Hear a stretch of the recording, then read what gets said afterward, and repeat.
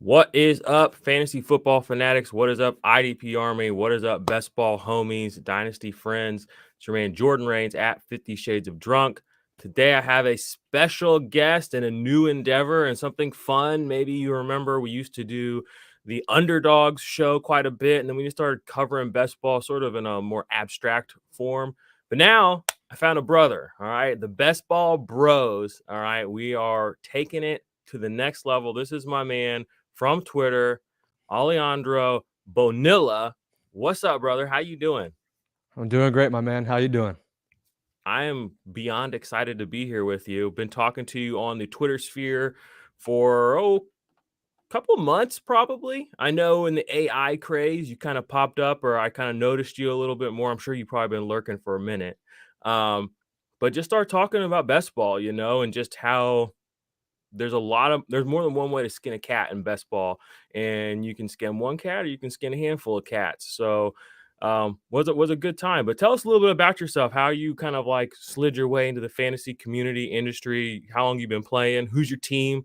I don't know, give us the DL, my guy. Absolutely. Well, I've been playing fantasy football. I'm actually 27, about to turn 28 next week. So really, I've been playing fantasy football since fifth grade.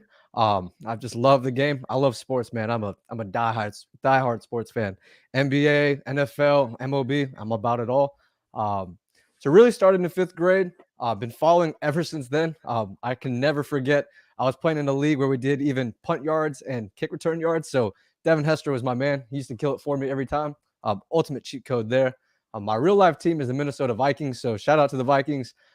Maybe not that great of a season coming this year, but we're definitely going to throw the ball. So if you want to target the Minnesota Vikings passing attack, I definitely recommend that. Not even just Justin Jefferson. I love Jordan Addison. I love KJ Osborne this year. Don't sleep on him. Well, yeah, we have a lot of interesting nuggets for you guys today, so definitely stay tuned. Yes. All right, so this is happening on our YouTube channel. Speaking of which, y'all know the drill. Go like, go subscribe. We also have the podcast feed, which we have two different podcast feeds. We have a bunch of different shows. We're gonna have a more appropriate sort of schedule going once the season kicks around. It's right now. It's the beginning of July, so we're really kicking things off. And like I said, we wanted to get this best ball content really rolling. We've both spent a lot of time in drafts already this year. Whether that be the tournament tables, whether that be the small tables, some high stakes, some low stakes, whatever it may be. And so we just kind of wanted to go through kind of our personal draft strategy and then how we're sort of viewing things going forward. Maybe tell you all some players that we are targeting heavily, some players we are avoiding like the plague, some grenades we're not trying to get caught with, things like that. But before we get into that, I have one more thing I wanted to ask you in particular. You said you do stuff on DraftKings and you do stuff on Underdog. Do you ever use the Drafters platform? I've been hearing a lot about that. I don't use it personally. I just kind of want to pick your brain. Yeah, I haven't personally ventured into drafters just yet. It's pretty interesting. It's obviously a lot different of a format where you're using the cumulative points for the whole season, not really a little bit of a playoff aspect to it. So I haven't really ventured into it yet. Definitely something to look into, but for me personally, I'm kind of just hands off on that right now. Definitely something I could reconsider, but for the moment, not really. Yeah, I'm kind of with you there too. I've looked at the app, I've opened it up, and I've been like, do I want to go into a whole new ecosystem and kind of familiarize myself? And ultimately, I just said no. I just stuck with DraftKings and I stuck with Underdog. I'm familiar there. Feel like I get good reps there. I feel like kind of right now they're the industry standard as far as best ball season long goes. Now, when season kicks around, they do have some competitors. I know Sleeper has some daily stuff that goes on. Obviously, the traditional DFS stuff has the industry by a stranglehold. But some of these weekly drafts are fun too. So keep an eye out for us to be doing some daily drafts in season as well, y'all. But let's go ahead and get into it. Like I said, we're going to talk about some players that we love, some players that I don't want to say hate because I love all NFL players, and I'm sure you do too. But it's just like I love you on somebody else's fantasy team. You know what I'm saying? Like that's where I love you. Absolutely. So we're gonna talk about some players we love on our team, some players we love on other people's teams, and then maybe just some of the bigger sort of picture stuff going into the next month and a half where it's kind of that last shift in ADP, in narrative, in power structures, before we see these guys hit the field and it really, really gets real. So we're gonna go ahead and transition over to some of these drafts. All right.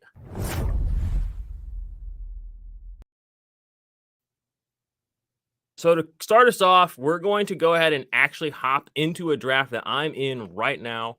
And I want to get some help here from my man, my best ball bro.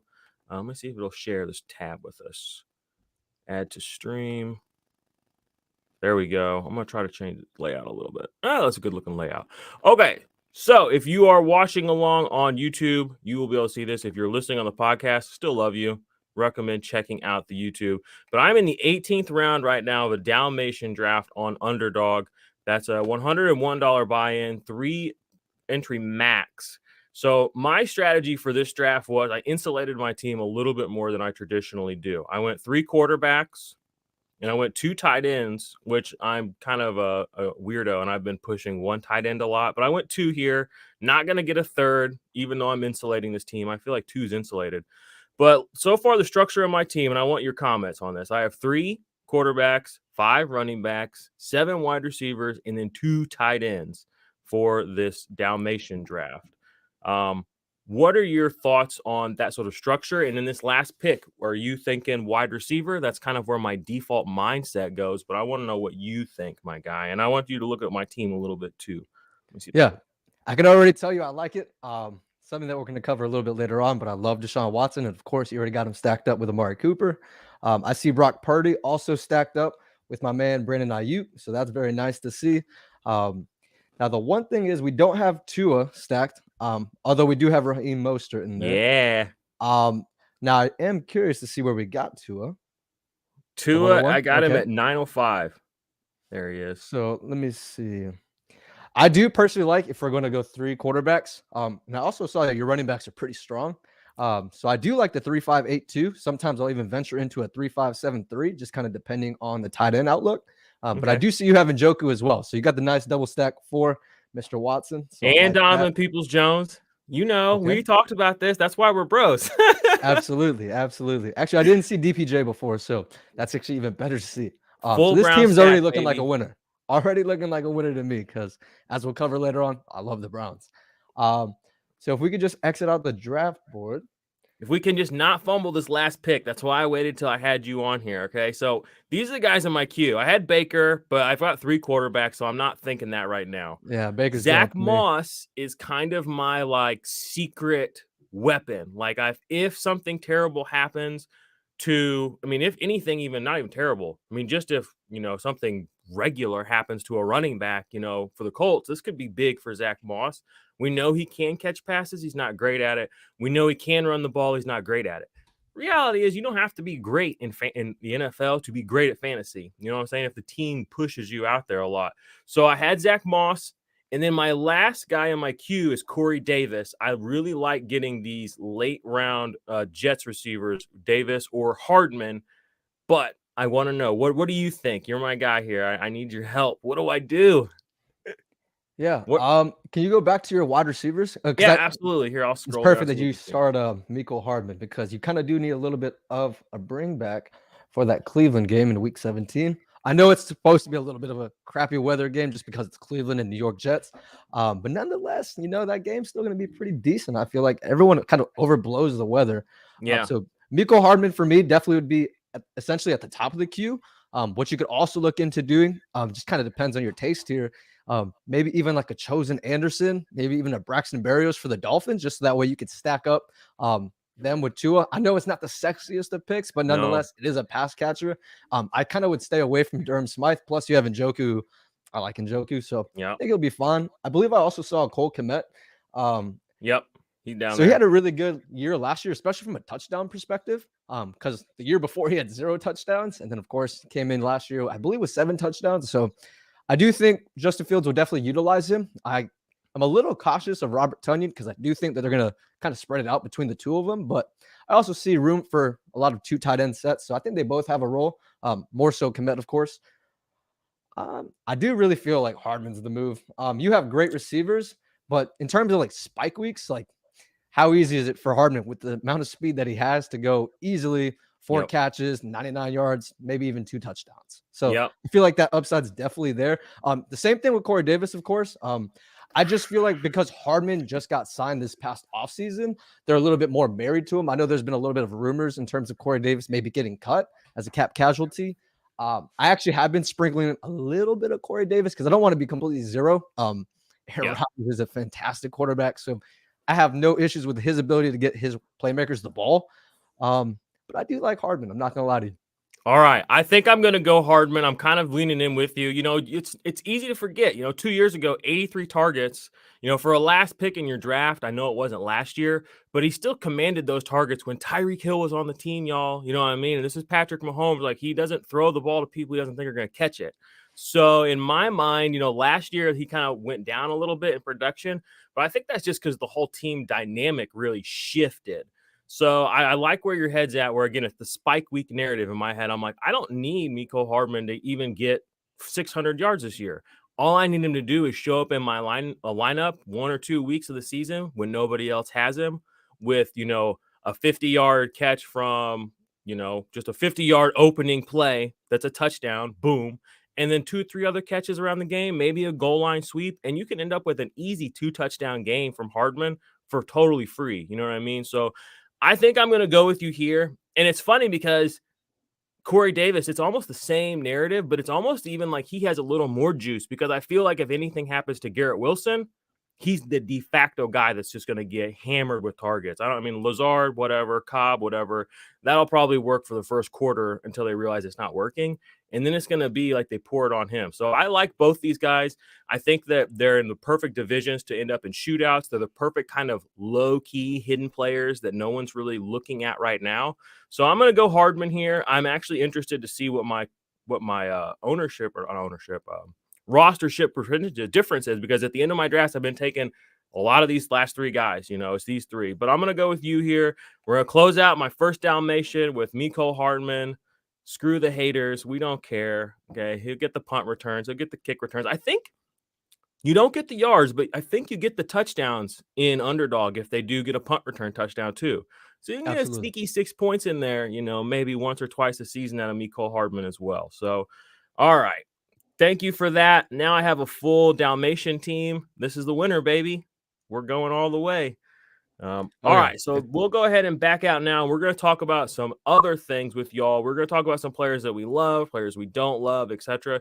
Now, just before, my battery's running low. Before y'all crucify us, do your own thing. We're not telling you this is right or wrong, but we're kind of sharing with you all our philosophies and how we're building out our quote unquote portfolios this year. Just of players that we really like, we want to see win, we want to root for, and when they win, that means we win too.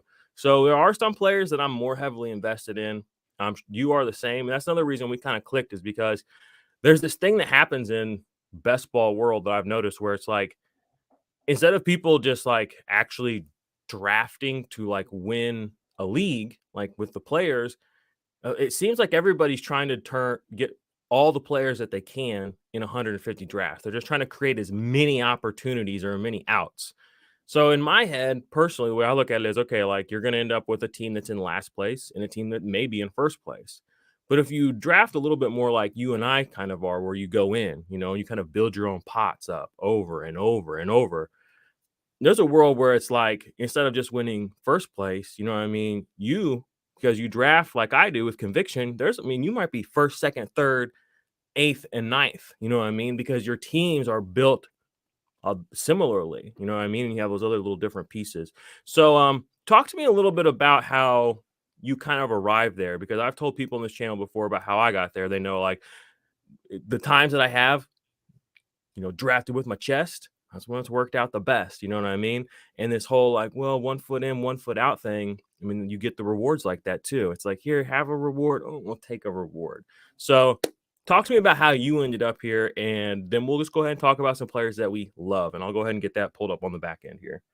Yeah, absolutely. I think it is important to kind of flag plant in a way some players that you really do believe in, and that are definitely going to exceed their ADP value, maybe even exceed it compared to the market. So I actually liken it more so to like a personal story, which is going back to, let's say, 2019, because I'm a little bit of a crypto bro. I know you are as well. Yes. you kind of need conviction, like you were saying. So, for example, I was an investor in Ethereum. I saw back in 2017, obviously the whole bull run, crypto mania. Everyone and their mother was like, crypto, crypto, crypto. for me personally, I didn't necessarily get into the professional working world with a salary and things like that till about 2018. So of course, with that money, 2019, I saw Ethereum at $80, $100. I was like, wow, if this thing ever goes to $1,500 again, that's going to be pretty nice because, in traditional stocks, if you just do, let's say 10% year over year, you're doing great. You're pretty much keeping pace with the S&P 500. But of course, crypto takes that to a whole nother level. So just like you were saying, like that was my flag plant. I was eating that all up underneath, let's say $300. So of course, sure, it's a little bit risky to not diversify, but when you think you're right and you're right, it really hits. So I liken that to best ball for sure, because if there's players that I'm absolutely way higher on than the market, and I definitely want that exposure, I want to be there because if I'm right, it's going to hit in a very big way. So you do not necessarily need to balance that. I don't want to be 100% exposure to a player unless I'm almost for sure, but even to a risk management perspective, that's not necessarily the best outlook on things. But the average market share is about 8% a player. So I have no issues going 16, 24, maybe even 32% of a player, which I definitely have one and we'll cover them later on.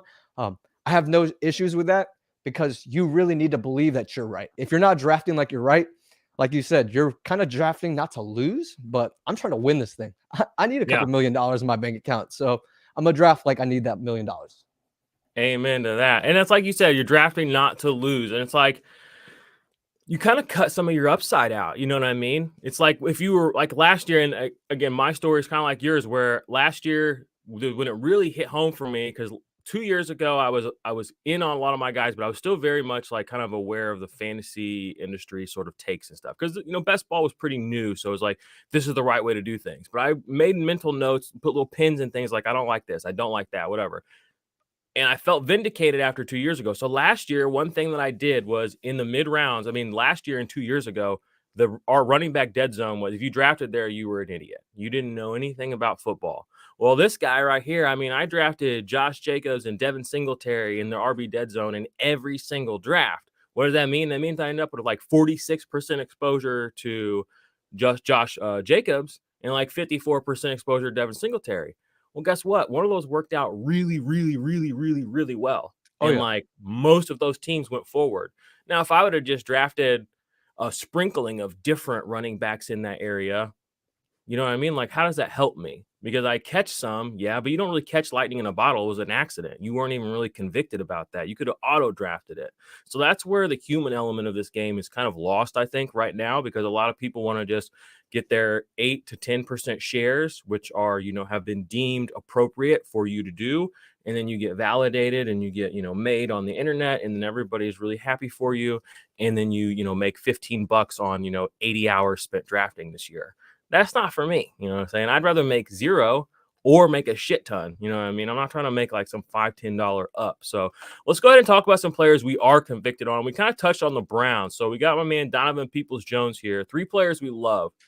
Donovan Peoples-Jones is a guy I've been drafting a lot. And part of the reason I've been doing that personally is because I don't think people really do research in fantasy football sometimes. I think they look at the auxiliary metrics too much, the shares, the routes run. And I think we forget that, like, it's about what they do on the field. This man had 908 yards. It was close to 1,000. He's the number 2 receiver on one of the worst passing offensive Browns teams that's ever existed this last year. And he had 900 yards. Amari Cooper had his 1,100 yards, okay? And that was with Jacoby Brissett, and that was with Deshaun Watson. Cedric Tillman enters the picture, and this guy, Donovan Peoples-Jones, who is a stud. Go watch Donovan Peoples-Jones play. He's a stud, okay? His receiving yardage prop right now is over under 500 yards. And it's one of those things where it's just like, I don't see a world where he would have to die not to hit that, let alone continue to ascend. This is a player that's ascending every year. The Browns drafted him. They want to see him succeed. But because they drafted Cedric Tillman, and because nobody's really actually paying attention to the on-field production, they're looking at the yards per routes run. They're looking at, all these other things. They're missing the fact that the number 2 receiver on the Browns, I'm going to say this one more time. The number 2 receiver on the Browns in 2022 had 900 yards. That's just like, whoa. So I love him. he's free in drafts. You can get him in like the 14th, 15th round. And then you got to think too, like, what if Amari Cooper, who's always hurt, even when he plays, he's hurt. What if he gets hurt? Lord have mercy. So talk to me a little bit about why you love Peoples-Jones, and then you have Deshaun Watson on your list. So let's just go ahead and roll those into two. Yeah, I think you can definitely combine the two of them. Also, fun fact for you guys out there, Donovan Peoples-Jones had the highest snap rate on the Browns. He had essentially a 99% snap rate. So whether they were running the ball, whether they were throwing the ball, he was out there. So we need those snaps. Of course, in fantasy football, volume is king. So if you're getting those snaps, if you're getting the ability to produce, eventually you're going to produce. All right. So I think you brought up a great point, which was his over-under is about 500 yards. I think that's really feeding into the fact that they added Elijah Moore on top of drafting Cedric Tillman, on top of Njoku being there, which is trying to scare people off. But Donovan Peoples-Jones, now I don't want to necessarily say, oh, high school isn't, I should take what he did in high school and kind of extrapolate that. But he was a 5-star recruit coming out of high school. He was the number 1 wide receiver in his class. So the talent's always been there. He went to Michigan, which I'm an Ohio State fan, so I'm not trying to bash Michigan here, but they didn't necessarily have the greatest passing attack. They never really have. They're really more a ground and pound kind of style of offense. Think about Jim Harbaugh. That's what he did with the 49ers. So people might have like a little luster, or he might not be the shiny new object in the shed. But like you said, last year, DPJ broke out in a big way. And I do actually expect him to continue to build upon that. Everyone's saying, oh, well, they just drafted Cedric Tillman. That's his replacement. Did you think about this? What happens if Cedric Tillman's Amari Cooper's replacement? Like you brought up, Amari Cooper has been injured a lot of times throughout his career. And he just had off-season core and muscle surgery. So, take one big shot to the abdomen, he could be out for a little bit of time because, you just had surgery just like Mecole Hardman had. Mm-hmm. That's kind of a tender spot. Even if it's been a couple months, that recurring injury thing is always present. And he's a little older too with Cooper, so it's like he's finally at that point where it's like, you know what, guys, this does hurt. Fall off. Yeah. This hurts. And you know what? He looks fine.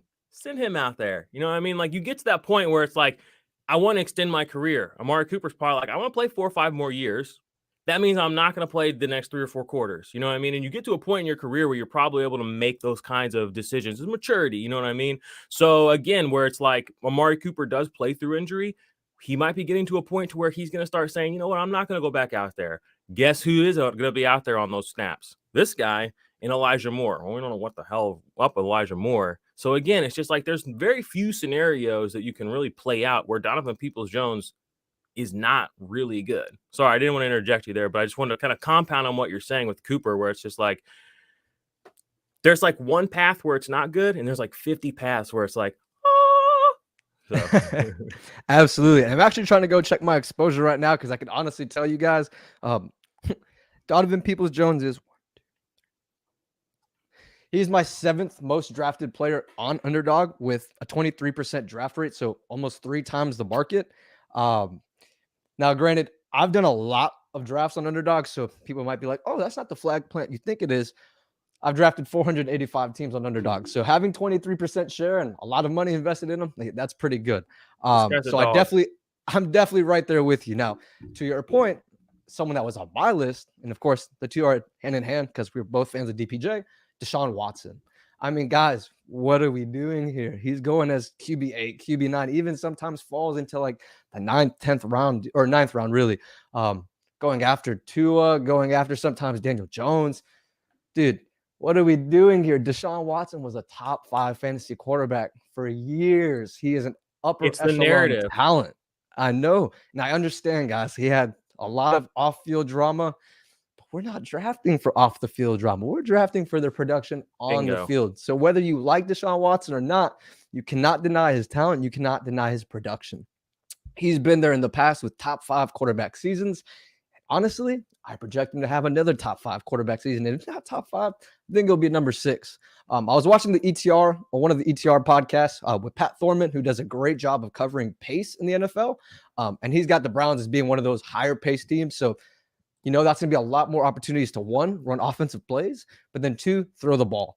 And that feeds right back into Donovan Peoples-Jones because if Deshaun Watson's smashing his ADP, well, guess what? His pass catchers are going to smash the ADP. Now, granted, Deshaun Watson's got a lot of rushing upside. So also don't forget about that. He's a great thrower of the ball. So he's more passer first than thrower. He's not Justin Fields, but he does have the ability to run with his legs. And if you don't believe me, go check his first start against the Bengals, his rookie year. Man took off for a 49-yard touchdown, and it's beautiful to watch. So I still believe in Deshaun Watson. I believe in the upside, and I really do believe he's going to print some money this year. And when I say that, he's my 5th most drafted player on Underdog, my number 1 quarterback drafted on 26% of my teams. Nice. There you go. See, I'm a little bit lower on the percentages. Well, they'll probably even out because I'm still pretty early in my draft. So I'm going to try to go over 100. I'm nowhere near as deep as you are yet. But I got Watson here at 53% own it or roster percentage. And I'm just looking at his numbers too. I mean, 7 touchdowns, 5 interceptions. That's not a typical Deshaun Watson season. And we should know that. So we can kind of adjust that in our heads. Okay. That'll go up. Then you look at the rushing yards, 175 rushing yards for a guy that only started a handful of games. I mean, there are pocket passing quarterbacks that probably played all 18 games didn't even have that. I mean, here's Dak, for instance. I know he missed a couple, but 182, played way more games. Cousins probably a terrible example, but 97 yards for Cousins. He played a bunch of games. So it's like Deshaun Watson barely hitting the field, put up 175 too. So he still can get it with his legs. We know that, and this is probably, I mean, if we're honest, do you think this is the best pass catching group he's ever had? Because I do, except you might be able to say the Will Fuller Hopkins year was that good, but I think that these guys are comparable. I think Amari Cooper is comparable, if not better, than DeAndre Hopkins. I think that Donovan Peoples-Jones is essentially the exact same archetype kind of player that a Will Fuller was. So he's got it set up there. Now he gets the most talented tight end that's never actually had a chance to prove it. And he gets a running back that is, Nick Chubb he's different. You know what I'm saying? Like there's some guys who are just like, yo, like different, like up here, the whole bit. He's different. So he's not going to take any bullshit from anybody. And I feel like being around guys like that for a guy like Deshaun Watson, for better or worse, whatever his lifestyle is, that's going to be good for him. And that's going to be good for this team. And I think it's just going to elevate everybody. So I'm definitely there with you. I think that people at QB9, QB9 to me feels like his floor. Doesn't it kind of feel like that to you? Absolutely. Sorry to interject. I wouldn't say Amari Cooper is as good as DeAndre Hopkins. I'll definitely say Hopkins is a little bit of a tier above for me. But to your other points, best tight end he's ever had, for sure, with David Njoku. Best running back he's ever played with, Nick Chubb, for sure. I like the offensive line better. Granted, in Houston, he had Laramie Tunsil, all-pro left tackle. That's great. But it's not just one position on the offensive line. There's 4 other dudes on there. So in terms of a whole, like looking at the whole offensive line, I do like his situation with the Browns a little bit more. And I like his head coach a lot more. Kevin Stefanski used to be a Vikings offensive coordinator and head coach. I thought he was pretty good for us. So, Yep. I'm a fan of him. I think he's a lot better than Bill O'Brien was. Bill O'Brien's a knucklehead. So I definitely want to say that with respect, but I do think Kevin Stefanski's a tier above. So I definitely like Deshaun Watson's situation a lot more now. Yeah, I guess I can agree with you. I guess my thing with DeAndre Hopkins has always been he's never really been put in a situation where there's really been pressure to actually achieve. Now, what I mean by that is he's always been on when Deshaun Watson, they had one season where they were really, really good, granted, but the Texans, like just him showing up and being good, kind of like JJ Watt is a win. It's like he's a good player, so therefore we win. But it's like, I don't know. I mean, he was on the first fantasy team I ever drafted back in 2015. Actually, he was the first trade I ever made. I traded Marshawn Lynch for DeAndre Hopkins. Never forget it. But he's one of those guys where it's like anybody who's force-fed the ball, Michael Thomas, him, Cooper Kupp, they're going to be super productive. Now, and then that's to me kind of like becomes a moment where like you have to balance the talent versus the desperation of the team. So I have a hard time seeing DeAndre Hopkins go. DeAndre Hopkins to me basically feels like a Juju Smith-Schuster now, where it's like he was a dog at one point, and I'm still love Juju, and he's still a dog, but it's like he's kind of like a role player now, and I don't think he wants to admit it, especially DeAndre Hopkins because he got a big old ego. He don't want to admit it, but it's like. You kind of are what you are at this point, my guy. Like the last time you did something special, don't hate, was like 2020. like week 6. So I have to say we'll have to wait and see because obviously for at least this year, it kind of just depends on where he goes. If he goes to the Patriots, if he goes to the Titans, I think his production definitely takes a step back, and then we'll revisit this. Like, oh, he definitely fell off the age cliff. I know people have concerns about that, like right now. But once again, I think it just depends on the situation he goes to. At least for this year. Oh man, I don't know if I would say he's a role player. I think Nuke's special, man. If you just look at his all right. Hey, production, to each their own. And you're yeah, probably right. And I'll admit it, like I play fantasy football biased. Like I will admit that. And I always tell people, take what I say for a grain of salt because I was burned by DeAndre Hopkins in 2017 really bad. That was like the first year where it was 0 RB. And I had the back of the first round. I took Allen Robinson and DeAndre Hopkins, both coming off like 16 touchdowns and 1,400 yards. And yeah, I think they Jaguar season for combined for Robinson. 16 touchdowns and 1,400 yards that season between what Brock Purdy did to him. And I don't even remember. I think Allen Robinson got hurt. It was a disaster, a nightmare. And then again, I'm sharing with y'all my bias. And then that very next draft, the next season, DeAndre Hopkins was available, in the 6th round. So obviously I skipped on him because he burned me. And then he finished that season as wide receiver 1. So it's just like me and DeAndre Hopkins, we need to have a talk, I need to just really sit down with him. We need to work through some things before I'm really going to be pushing him out here. But I respect what you're doing out there with him. And I think that there probably is some value there that I'm probably missing on. All right, let's talk about Kenneth Walker, another player that we love, running back, and then Tyler Algier. And I actually want to hear why you're so into Tyler Algier versus a lot of other people. I haven't really seen many people be into him. What's up with that? Yeah, so with Tyler Algier, I know Underdog just like released their sleeper videos on running backs. I promise you, I was in on Algier from day one of my drafting season, so has nothing to do with them. Tyler Algier is my number 1 most drafted player across Underdog. And even probably if you look at my DraftKings exposure, it's actually really stupid. So this is my number 1 most exposed player by a wide margin with 38% drafted. I think at one point it was actually at 50%. 38% drafted on 485 teams. Essentially, those entry fees total about $2,000. So I'm definitely very much in on Tyler Algier, and I'll tell you guys why. The Falcons were the number 1 rushing team in the league last year. They want to pound the ball. They want to play bully ball. Like they just want to run the ball. Arthur Smith does not care about Kyle Pitts. All right. I like Kyle Pitts. I like Drake London. And there's going to be a very consolidated target share where those guys will definitely get fed because when they do pass the ball, it's most likely going to those 2 guys. Like I just said, the Falcons want to run the ball. I get it. They drafted Bijan Robinson. He was the number 8 overall pick. So if we look back into history, anytime a running back's been drafted in the top 10, for the most part, they have a legendary season. Look at Saquon Barkley, look at Zeke. Leonard Fournette maybe didn't have a legendary season, but he definitely got fed the ball. They were the number 1 rushing team in the league, even with Bijan running the ball, let's say 300 times. Algier still has a role of 125, 150, maybe even 200 carries, all right? I was watching the Falcons last year because I was a Cordell Patterson owner. I went a little bit of zero running back, so I was taking Cordell Patterson at the end. First 2 weeks of the season, it was fantastic. The guy was getting fed, but of course, they were still sprinkling in some Algier. They were sprinkling in some Caleb Huntley, and it was pretty frustrating, man, because they'd be at the goal line. I'm just like, dude, Cordell Patterson's a threat to either run the ball or catch the ball. Perfect mismatch for the defense. They don't really know what you guys are running. But then here comes Caleb Huntley, vulturing some touchdowns. Here comes Algier, vulturing some touchdowns. Algier had a very, very, very productive season last year. He ran over 1,000 yards. And now people are just like, I don't want to play with you no more. You ever seen like that Toy Story meme where he just drops Woody? I don't want to play with you no more. Guys, what are we doing here? He's got a role. He's being essentially drafted below his floor, in my opinion.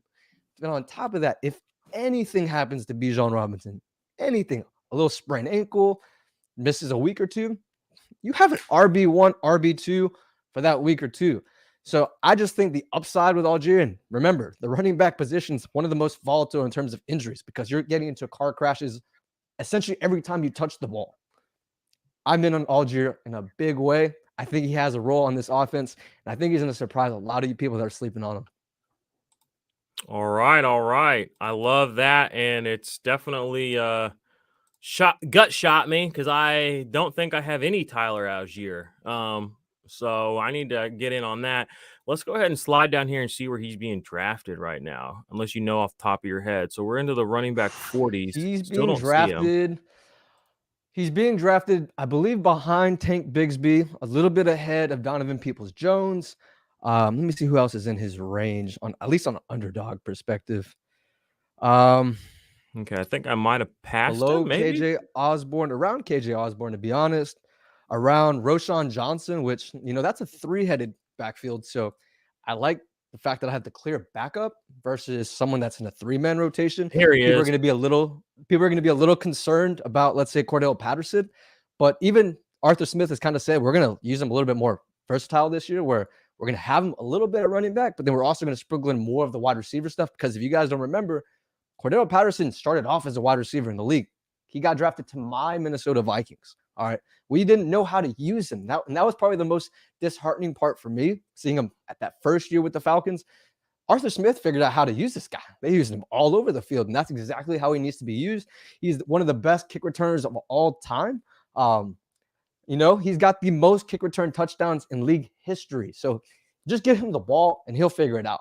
So people are kind of scared by that, but man, Allgeier, when it comes to running the ball, he's that dude. I mean, can you just exit that out for like 1 second? Yep. So he's got Tank Bigsby around him. Can you minimize that? Yes. Yeah, Tank Bigsby, Roshan Johnson. I like Singletary because, once again, he's the clear number 2 to Dameon Pierce. Anything happens to Pierce, Singletary's an eat. Plus, the offensive line, Houston's really good. Yeah, man, I don't understand why you would take Roshan Johnson over Tyler Allgeier. I mean, the upside case is kind of there for Roshan, so I can see that. But in terms of range of outcomes of him actually hitting that ceiling outcome, I think it's a lot smaller versus Allgeier. If you're looking at the Bears, you're going to have to kind of go through Khalil Herbert, who is one of the most efficient rushers in the league. I mean, if you just look at his rushing yards over expectation, he exceeds that by a wide margin. Tank Bigsby, I like Tank. I like the opportunity for him as a number 2, but that's still kind of a little bit of a mystery in a sense. We don't really know how Doug Peterson's going to rotate him and Travis Etienne. I know a lot of people want to be out on Etienne, but Etienne's quality, man. People are going to be really surprised if you're sleeping on Etienne. Once again, I'm a fan of Singletary, so I have no issues with him. I think he's kind of similar to Allgeier, but Singletary didn't run for 1,000 yards last year, and he's not on the number 1 rushing team in the league. Actually, he's never even crossed 1,000 yards. The guy did it as a rookie. Singletary. He doesn't get many touches. 170, 180. Let me see. Singletary, I have 20% Singletary, so I'm very much in on him. All right. I love Devin Singletary. I think that he and Dameon Pierce are actually funny because they look like the exact same guy when they run the ball to me. Like they both just they run very authoritatively, no matter who's in front of them or near them. And they also have a good bit of bounce. It's not like a totally like an Alvin Kamara or Dalvin Cook where it's like it looks like they were like almost magnetized away from the guy, but they do have a pretty good bounce. So I think they'll make a pretty good backfield. But Allgeier, somebody I don't have any exposure to, I'm gonna start rotating some of him in, I guess, And like you said, there's gonna be opportunities. Will he have 210 attempts? No. But does he have to? No. I mean, he could easily get 170, 150 even, similar to who we were just talking about here, 175 from Devin Singletary, and he had, Allgeier only had 3 touchdowns on the ground. All he's got to do is compensate for the lack of touches by upgrading his touchdowns a handful, 6 touchdowns for a backup running back on a run-happy team. That's probably an optimistic projection, but it's definitely not outside the realm of outcomes type of projection. So I like him there, and you're pretty smart to get him too, because again, in a situation where Bijan maybe doesn't hit early, we have these situations. Jonathan Taylor, his rookie season was not a god. Christian McCaffrey, his rookie season was not a god. Sometimes these guys take a little while. So I like that play there off the Bijan hype and to kind of sneak in. And at running back, what is this, 47? Is that what I'm looking at? I mean, that's a running back 5. I mean, that's perfect. That's what you want. You want a guy like this who's maybe going to slide into your starting lineup in best ball 2 or 3 times a season, very, very late, basically free. You don't have to think about when to play him. You just put him on your team, and just if things break your way, they break your way. So I like that pick a lot. Can you scroll up a little bit more on those running backs? Let me see. Yeah. Players, I definitely like him more than. Kendre Miller is still a little bit of a mystery. You Yeah, guys are kind of drafting Kendre Miller. You're drafting him above Algier into kind of the same situation where I think Jamal not Williams for sure is going to participating. be the number one because they just paid Jamal Williams a pretty decent contract. I know Kamara's a little bit more of a mystery in terms of his legal situation, but let's just say it's a 6-game suspension. After those 6 games, now it's a 3-man backfield. So what are we kind of doing? I know we're drafting for upside there. Jaylen Warren, I don't hate Jaylen Warren. I think he's got a role on his team. But Yeah, the backup Najee Harris. yeah, but I don't also think he's like that stellar of a player. He's decent, He's but not. he's not that crazy. McKinnon had a great end of the year. He had a great close to the year last year. But man, I'm not banking on him to do that exactly the same again because his touchdown rate was insane. So I don't necessarily think he can replicate that. And really for him, it's more of that passing game work. So once we're like, and that was a lot of those were within the red zone and really within the 10, 5-yard line. But we know the Chiefs, granted, they are going to score a lot of touchdowns. They scheme their whole offense to get their best players the ball, especially in the space. So when you're seeing those 5-yard plays, a lot of those are like little pitches to Kelsey where he just runs it right in. You'll see a lot of bubble screens to either Sky Moore, Kadarius Toney. So that offense is pretty volatile. I'm not necessarily banking on McKinnon to replicate that. I'm fine with Elijah Mitchell just because, anything that happens to CMC, he's in a vault big time. Yeah. Any of these other guys you would rather have over Algier, or you would have Algier over? How about like Harris? See, Damian Harris. Yeah, I think Damian Harris was one guy I thought right in my mind. He's got a very cheap contract, and now I'm not necessarily a contract bro, but at the same time, like they brought in Latavius Murray. I know it's a little bit of a battle right now. I had a lot of Harris early on, but now that they brought in Murray, I thought I was a little curious. So I'm kind of just gonna hold off for a little bit. I have a pretty let me see what I'm at Damian Harris. Yeah, I'm definitely in the Latavius Murray camp. I've been drafting him again because it's just free, and the role I think that they want Harris or Latavius to be in is that of the power back. You know what I mean? It's just like we're close. We don't want to have to count on Josh Allen. You know what I mean? Even though we could, I think, and that's why like Latavius Murray. I mean, he's basically the closest thing to Derrick Henry in the NFL. He's like 6'3". He's built like a freaking defensive end. And he's 33 years old. He's still in the league. You know what I mean? And people seem to forget that. So, and then I'm looking here, Damian Harris, 15 touchdowns. So you can kind of tell why they brought these guys in. It's not rocket science. They want these guys to plow into the end zone. What do we know about the Bills? They can get down the field. Okay. So I want to have some stock in these guys because there's going to be spike weeks, probably for all 3 of these running backs.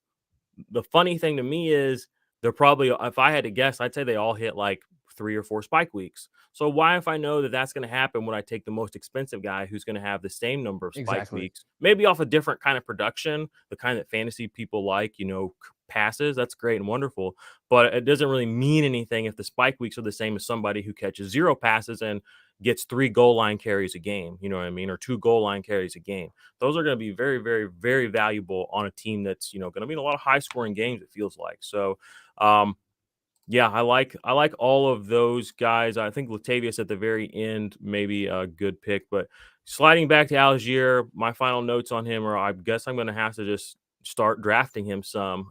Thanks for the game. I really need to pick it up a little bit.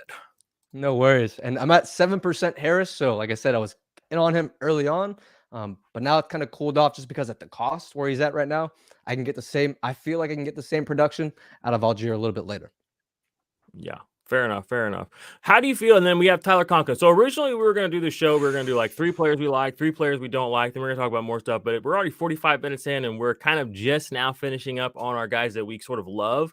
So we may break this off a little early and come back and do that show later, y'all. We'll just see how it goes. But Tyler Conklin, I see you have him here. He is my most highly rostered and underdog as well at tight end. Same. And my theory there is just he's younger than people realize. I think he's 25, 26, which for like a tight end to be fantasy useful at that age is pretty crazy. He's on his 2nd or 3rd team, which is also kind of crazy to me, but he managed to pull in 87 targets from Joe Daddy, and then he managed to pull in 87 targets last season from another Joe Flacco. Mike White, Mickey Blanco is what we call him on this channel because he's a dog. And then Zach Wilson, who's awful, but he still managed to do that. And if you actually go watch, again, I think it's so important to actually watch some of these plays. Don't just look at the data. Tyler Conklin is really, really good at football. Like, he's a great pass catching tight end. Former So it Minnesota wouldn't Viking. surprise me one bit if we end up with a couple of weeks in the season where you know how Aaron Rodgers is. He doesn't target a guy until he suddenly targets a guy. You know what I mean? And then all of a sudden, like, Robert Tonyan is a legend. Why? Because he had like a 3-week span where he caught like 6 touchdowns. You know what I mean? He Like, likes his tight ends, man. He really and does. it's just you have to be there. Like, you know what I mean? You're either on the boat or you're off. You're either watching somebody get the 3-touchdown Tyler Conklin game that sends them over the edge, or you don't. You know what I'm saying? So it seems like you're in on him. My thesis is just get the bill or get the Jets, get into that division, and then I don't have to pay up because I'm able to get, I don't get Breece Hall, I don't get Garrett Wilson, but I like to come back around, kind of how we opened up, sneaking in my Corey Davis and my Mecole Hardman shares, and then my Tyler Conklin shares. So what are your thoughts on Conklin? Are you kind of a similar, just targeting the division, or what's your thought process here? Is it deeper? So if Tyler Allgeier was my number 1 most drafted player, I don't know what it is about Tyler's, but Tyler Conklin is actually my number 2 most drafted player. So Allgeier was at 38%, Conklin's at 34%. So roughly about $1,700 into Conklin, at least just on underdog. So yeah, I've definitely been hammering that Conklin narrative. 1, Aaron Rodgers loves his tight ends. 2, like we mentioned earlier on, very much in on the Browns. So what's the perfect week 17 bring back? Tyler Conklin. He goes now he goes around, let's say round 16, round 17. But man, early on in this draft season, he was going round 18 or even undrafted. So I was just hammering that then because that was a no-brainer. Yeah. If you look at some of his production last year, kind of like in the early part of the season, like he was kind of getting fed pretty decent. Of course, there was a quarterback drop-off in terms of Mike White, in terms of Zach Wilson, terms of Joe Flacco early on, that they weren't the greatest of quarterbacks. And we know Joe Flacco is more so at the end of his career rather than like the middle. Mike White, I know he just signed as a backup to the Dolphins, but granted, he's a backup. And actually, Mike White, we went to the same university, at least my freshman year, University of South Florida. So he was decent, but he had to transfer to Western Kentucky in order to play. So he wasn't necessarily like this world beater. And of course, that's why he's a backup in the NFL. He's not a world beater, but he's definitely serviceable. Zach Wilson, I don't even want to talk about Zach Wilson, 100% bust. But Aaron Rodgers, a Hall of Famer, someone that's going to at least be a QB1 in terms of, maybe more so like the back half, QB8, QB9, QB11, 12.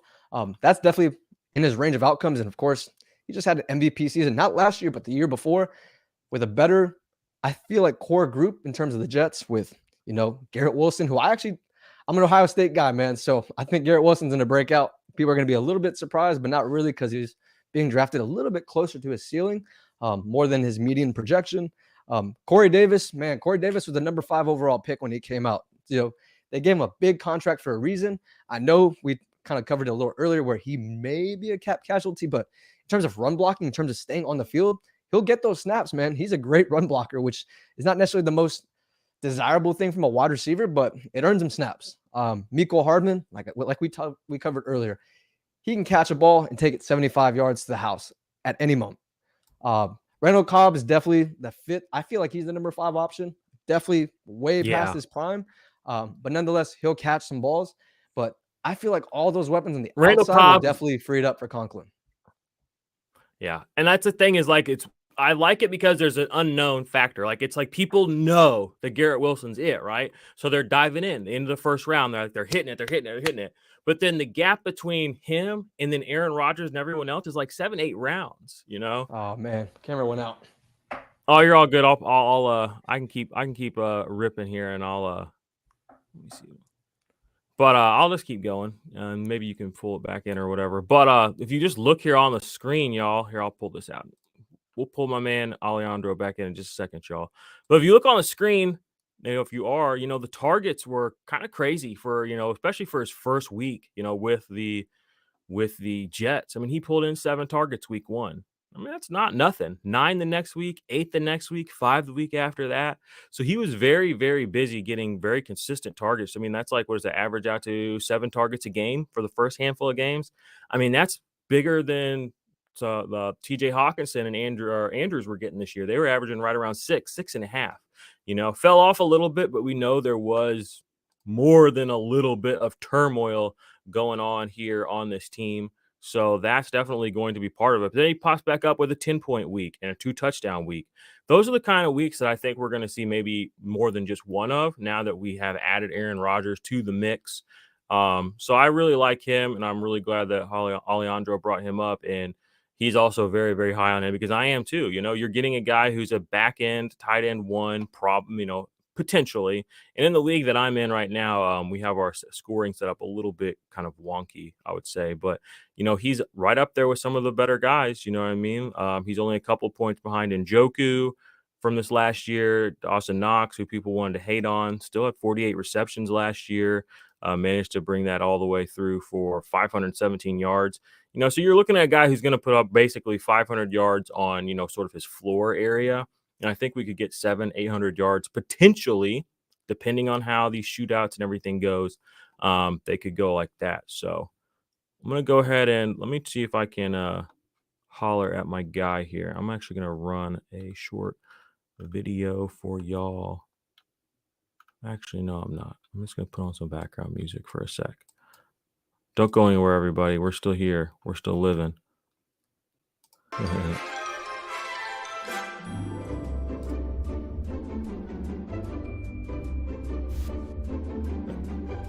right, let me see.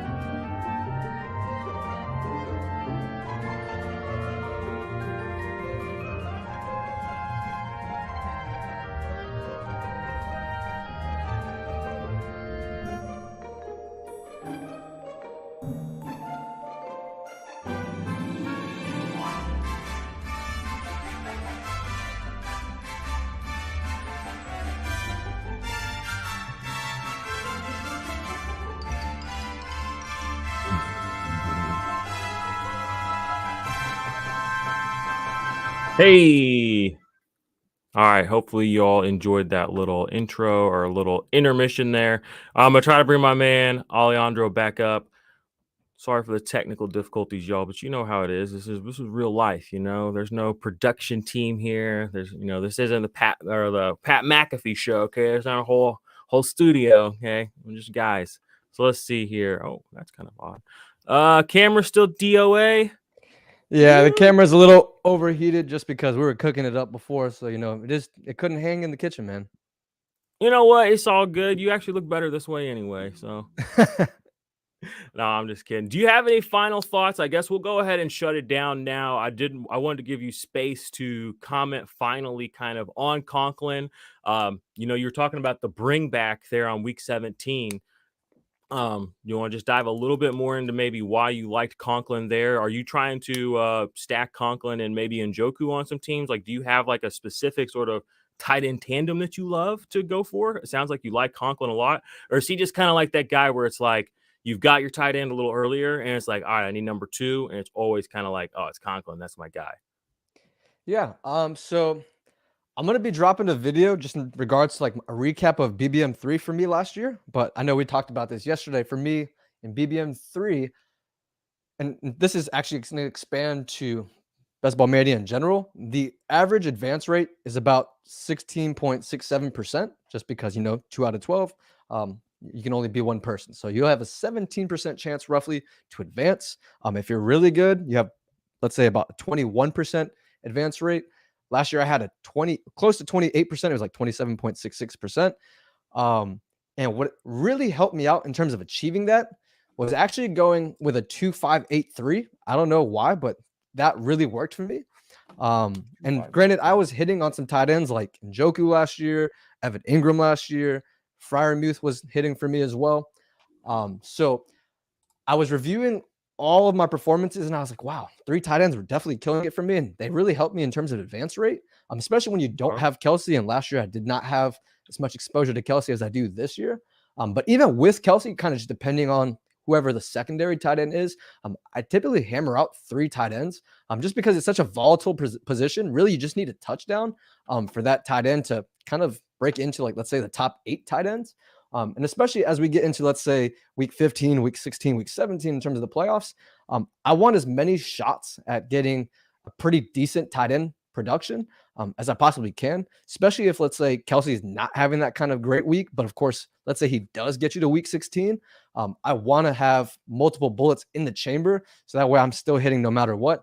And, sometimes that tight end could even play in your flex. I know we ideally want, let's say, a running back, because if you really look at all of fantasy data, running backs are more so attributed to the bigger percentage of spike weeks. But nonetheless, tight ends can still be in there, man. Like if you have Evan Ingram dropping, like, what was it?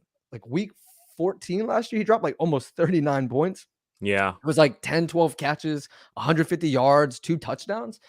Yeah. I feel like any tight end can almost do that. Not necessarily any tight end, but in the right situation. Exactly. And playing with Aaron Rodgers, I mean, come on, man. What are we doing here? He can easily throw, at least just to Tyler Conklin, 2 touchdowns in a game. And that's not even including the yards or even the catches. So I definitely think Conklin's in a featured player. Being drafted at tight end 24, you're drafting him as legitimately the tight end, the last tight end too. I mean, man, the last tight end I don't know too. about that. I don't even know about that. He's like, basically a tight end 3. He's guaranteed a tight end 3 basically on your team, which is such like you said, for a 3 tight end build. Like I have been focusing on 1 tight end builds a lot, but I think I've got a pretty good percentage of my rosters like that. I'm going to start doing some more 3 tight end builds. And one of the things I'm going to focus on, kind of like you said, because I've been thinking about the outs, that last week or two where it's like, okay, like let's say I do have all this David Njoku, and let's say that he gets me all the way there. But then that's the week that he decides to like be a really good blocker. I'm not really setting myself up to have somebody to come in, even if it is 4 points instead of 2. We all know that every last freaking yard counts in fantasy football. How many times, I'm talking to you, everybody out there listening, how many times have you lost a match because you didn't get that 1 extra carry, or you didn't get that 1 extra yard, or that 1 extra minute, or that 1 extra drive that would have saved you everything? So it's just about, if I do feel very confident in my 1 tight end position, but I won't say I've been waking up, screaming at night, but I have been having some more thoughts of like, okay, so what happens when David Njoku rolls his ankle and he's out for 6 weeks? What are you going to do then, jerk? You don't know. Maybe you're not as smart as you think. So I'm going to start building some 3 tight end sets, and I really like the value you can get with these middle round guys. I mean, Hawkinson and Kittle being mid-round tight ends. I mean, these guys are really, really, really closer to that elite tier of tight end than they are this tier down below them, who they're being drafted closer to. So I might do some more builds where I'm stacking a little bit more towards some of these elite tight end groupings, maybe have a couple on my team. And there's also that whole thing where it's like, if I have these tight ends on my team, somebody else doesn't. So in my pool, maybe I can push past, and get some points that other pools aren't getting, So yeah. All right. Well, like I said, y'all, we said we were going to do, 6 or 9 players. We made it through 3 guys that we loved each. Some of them were shared, some were not. My man Alejandro decided to put on a mask. His gave us a little trouble, but that's fine. You know what? We're the best ball bros. We don't care. You can draw a little smiley face on that side of the screen. You'll know who it is. But final words, Alejandro. And listen, y'all, this is coming out on our channel, but Alejandro's got his own channel. He does some shorts. He's got to start doing some content. Maybe we'll start cross posting. We've talked about that. This will show up on the feed as well. But do me a favor, y'all, go follow his channel and follow him. I'm going to give him some space here to kind of push all his stuff out there and welcome him to our kind of group, our community, and one of these people that he plays like us. He plays fantasy football as a competitor. He's analyzing and commentating very much on his own kind of play style. It's kind of like a self-taught, self-coaching thing. That's kind of what we do too. We take all the information we have out there, we apply it to how we play, and we try to be better fantasy players. So this is really fun. Best Ball Bros EP episode 1. Keep an eye out, y'all. We are going to hopefully do this at least once a week, maybe 2 times a week if you all love it, want us to come back. But any final words, my man? Yeah, I would say that you guys can definitely expect a lot more of this. We definitely have a lot more in store for you guys. Of course, we wanted to cover a lot more, but just in terms of like the depth and the analysis part of it, we really wanted to hammer those 3 players that we loved. We'll still bring you guys those 3 players that we hate and some other interesting nuggets out there. I guess you want me to show my channels or where you guys can find give me us a little your bit? handles, your channel, all that stuff, so people can come find you, your Substack, even whatever. I mean, like I said, like this is it's all for one for all. Yeah. So you guys can find me on YouTube, Fantasy Football Shorts Network. I definitely am trying to drop some bangers, as Jordan likes to call them, where we give some player montages and some highlights. Definitely will have some more content rolling out for you guys. There's nothing, at least video-wise, posted on my channel just yet, but we'll definitely be in the lab cooking up on that. I've been working on some articles, so when I do launch everything, I want it to be like in a nice process, a nice rollout. So we definitely been working on some content for the Substack. You can find the Substack on my Twitter page. My handle is FFSN_AI. Or you can just search my name, Alejandro Bonilla. And of course, I'll be dropping some articles for you guys on the Substack. So you can find the link in that Twitter bio. If you want to just search the Substack, it's ffai.substack.com. I'm definitely trying to utilize AI in terms of predicting things going forward into the future. So I'm not a data scientist or anything like that, but honestly, with just the tools that AI gives us, ChatGPT and things like that, you guys really need to leverage this, not even just for like fantasy football, but just for like life, because these tools are really going to help accelerate you guys. Either whether it's to bring money in, to create content, whatever it may be. The company I was working for, they definitely encouraged using it because, it just helps synthesize all the work you're doing. It helps you streamline more stuff out there. So I'm definitely trying to put a little bit of a focus into that. Interesting to see that Best Ball Hub that dropped on Fantasy Life, because I was actually building something very similar to that, all with a little bit of my own knowledge, but of course ChatGPT as well. So trying to share some stuff like that and just trying to make, like, I think Jordan posts a great amount of free content, and I've seen your specific Twitter post, which is if you're not delivering free content, like what are you doing? Like try to deliver that value. And I think that's so important just for us to progress, not only as a community, but as just society as a whole. So just trying to give back as much as possible. I'm just trying to really progress the space. We love it. We appreciate you being here. Best Ball Bros for life, maybe. I don't know. We'll see. But I thought it was a good first show. Y'all know what to do. Like, subscribe, follow the gang. Listen to the podcast feeds, and give us those 5-star ratings, those reviews, comments. We'll interact with you. Join in the Discord. All the links are in the descriptions below. If y'all want to get some deposit bonuses on Underdog, we got that. If you want some deposit bonuses on Sleeper, we got that. If you want some rankings, we got that. We got it all. So appreciate y'all. We will be back soon. I'll be back with an IDP focused show soon. I'm very sure. I'm sure Offensive Points Boys put out a show last night. So y'all know what it is. It's time to get strapped up and ready to rock and roll. And we will be back soon. So peace out.